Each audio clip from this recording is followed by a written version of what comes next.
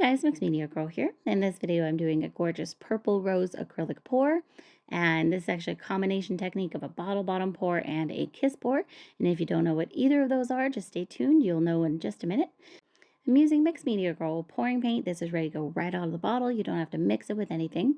And in this larger cup, I'm putting some white, some meadow green, emerald green, sapphire, electric lime, turquoise, and then some Everglade green, so just various greens there.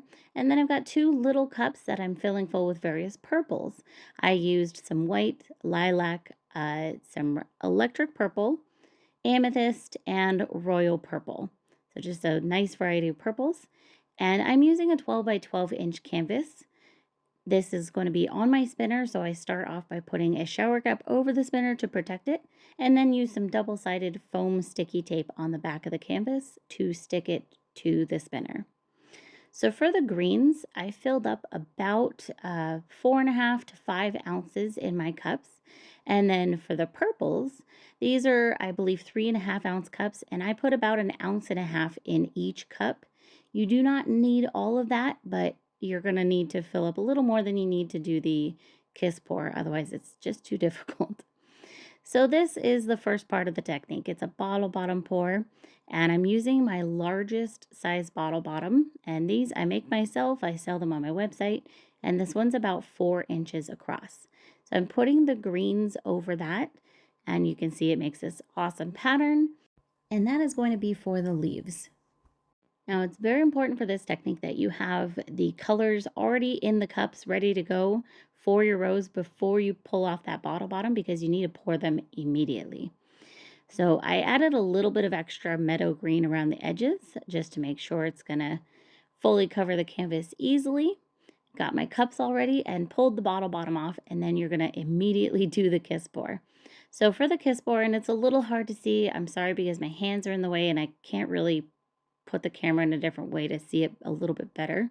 But essentially, I'm putting the two cups right next to each other, pouring them at the same time, and you want the streams of paint to touch as they're going down to the canvas. So they're basically kissing as they go down to the canvas. If that is a difficult technique for you, you can definitely do this as just like a tree ring or something like that. But it'll just give a little bit of a different look. Just know that, and that's totally fine. You can still come out with something cool. Another word of caution is to only pour a tiny bit for the rose. You may think that you need to pour more, but it will grow as you're spinning this out, or tilting if you'd like, but I recommend spinning. And one other thing to mention is I took a stick and I pulled it through each leaf before I spun to give it more of that leafy look. And then you can spin it out as much or as little as you'd like to make that rose bigger, leave it smaller. This is about the size that I think is perfect. I've done a few that are a little bit bigger, but sometimes I've made it too big and the rose has just taken over the entire canvas. So this is a good size for me. I'll let that cure, and here's how it looks completely dry. I think this is just gorgeous. One of the prettiest roses I have ever made. I love it.